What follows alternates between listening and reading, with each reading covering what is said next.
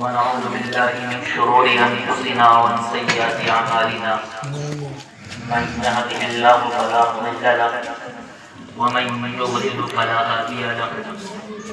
قال الله تبارك وتعالى في القرآن المجيد والفرقان الحميد: قد أفلح المؤمنون الذين هم في صلاتهم خاشعون.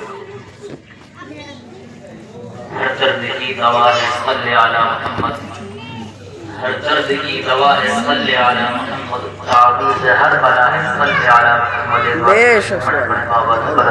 اللهم صل علیہ وسلم نحن عبادك صلی اللہ علیہ وسلم صلی اللہ تعالی علیہ وسلم.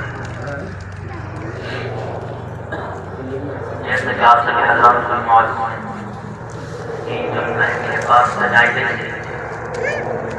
وہ ایک خاص سنت کو زندہ کرنے کے لیے سجائی گئی. بے شک اللہ تبارک و تعالی کلام پاک کا اندر ارشاد فرما رہا ہے: قد افلح المؤمنون الذین هم فی صلاتهم خاشعون. یہ فلاح پا گئے وہ لوگ جو مومن ہیں، جو کامل ایمان رکھتے ہیں.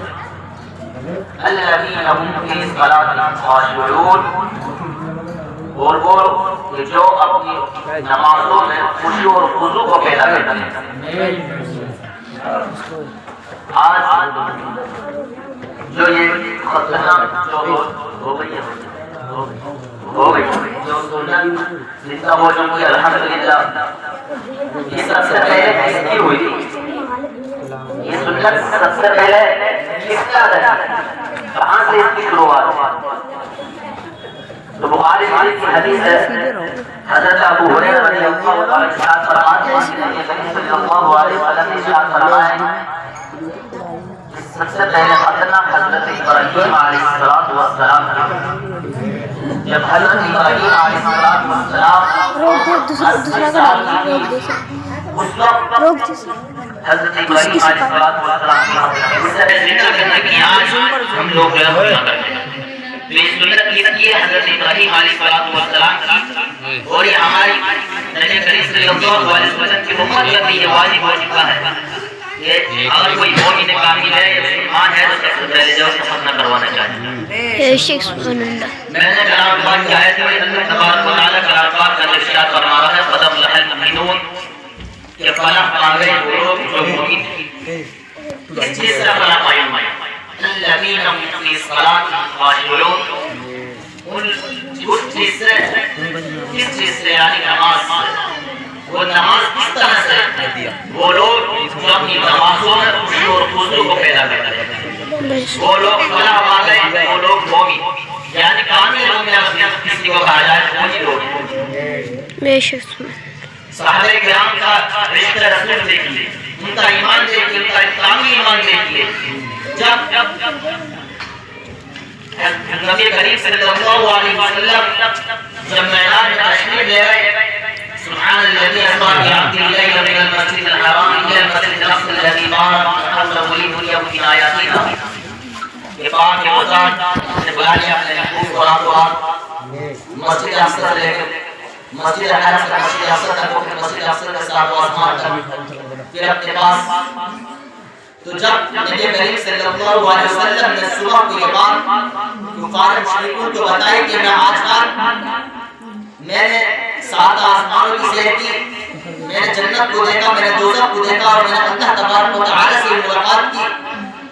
جب یہ تمام چیزیں کفار مشرکین کو بتائیں تو کفار مشرکین حضرت سیدنا ابوبکر صدیق رضی اللہ تعالی کے پاس آئے اور فرمانے لگے: وہ جو تمہارے محبوب ہے، تمہارے نبی وہ کہتے ہیں کہ ہم رات رات آسمان میں ٹہل کر آ گئے.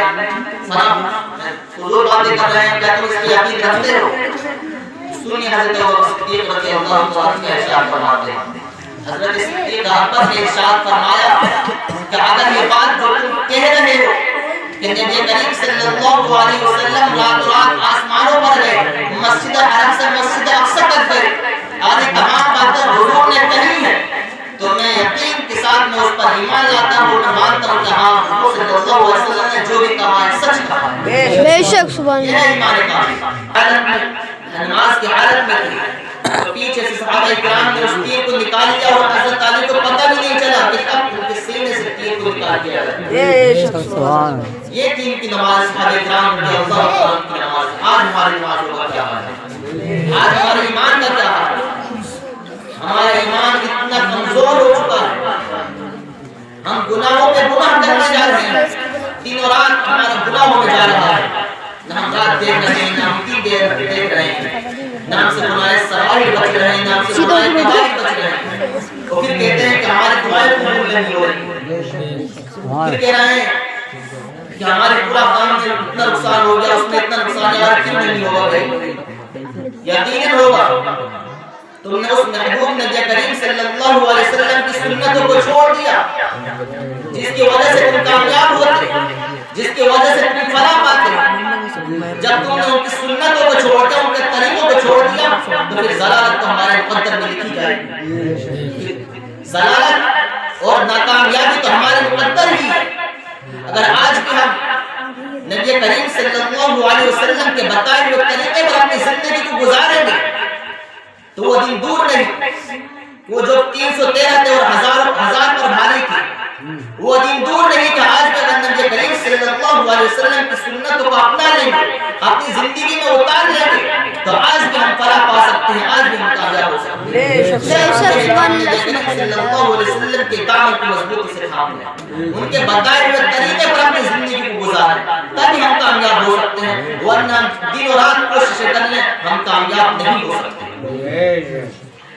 صحابہ کرام کو اگر ذرا سی چیز کی بھی ضرورت پڑتی تو وہ کسی کا آگے ہاتھ نہیں پھیلایا کرتے تھے. وہ 2 رکعت مسجد میں جا کر کے نفلی نماز ادا کرتے اور اللہ تبارک و تعالی سے دعا کرتے، ان کو وہ چیز میسر ہو جاتی. لیکن آج ہمارا عقیدہ اتنا کمزور ہو چکا ہے، ہمارا ایمان اتنا کمزور ہو چکا ہے کہ ذرا سی باتوں پر فلاں کو گالی دینا شروع کر دیتے ہیں، اپنے عقیدے میں خرابیاں پیدا کر دیتے ہیں، اپنے ایمان کو خطرے میں ڈال دیتے ہیں. رسول نبی کریم صلی اللہ علیہ وسلم نے ارشاد فرمایا کہ ایک دور وہ آئے گا کہ جب انسان صبح کو شام کو جب سوئے گا تو ایمان کی حالت میں ہوگا، مومن کی حالت میں، لیکن وہ جب صبح کرے گا تو اس کو پتہ بھی نہیں چلے گا کہ کب وہ ایمان سے خارج ہو رہا ہے. اس کو پتہ ہی نہیں چلے گا. کیونکہ آج کل ہم جو کام کر رہے ہیں، آج کل ایسے گانے دائج ہو چکے ہیں، ایسے گانے آتے ہیں، ہم اس کو سنتے ہیں، ہم ان کو پڑھتے ہیں، تمہیں پتہ بھی نہیں کہ ان گانوں کے اندر ایسے کلام ہیں، ایسے الفاظ ہیں. اگر ہم ان کو اپنی زبان سے کہہ دیں گے تو ہم ایمان سے خارج ہو جائیں گے، ایمان سے خارج ہو جائیں گے. اور آج کل کے نوجوان مسلمان بڑے شوق سے، بڑے خوب انداز میں ان گانوں کو اپنی زبانوں سے کہتے ہیں، اپنے کانوں سے سنتے ہیں. ان کو پتہ ہی نہیں کہ کب وہ ایمان سے خارج ہوئے، کب وہ ایمان سے نکل گئے. اور پھر کہتے ہیں کہ ہماری دعائیں قبول نہیں، ہم پہ فلاں مصیبت آ گئی ہے، ہم پہ فلاں مصیبت آ گئی ہے. ارے کیوں نہیں آئے گی؟ پہلے تم اپنے آپ کو خود دیکھ لو. تو میرے کہنے کا مقصد صرف اور صرف یہی ہے کہ ہم مومن کامل بن جائیں. جو حضور نبی کریم صلی اللہ علیہ وسلم نے ہمیں طریقہ دیا ہے، ہم اسی طریقے کو اپنی زندگی میں رائج کر لیں. حضور نبی کریم صلی اللہ علیہ وسلم کی سنتوں کو زندہ کرنے کی کوشش کریں. مولا تبارک و تعالی سے دعا ہے کہ میں نے جو کہا ہے اور آپ نے جو سنا ہے سب کو اپنی بارگاہ میں قبول فرمائے. آمین. استغفر اللہ ربی من ذنبی و اتوب الیہ. لا الہ الا اللہ.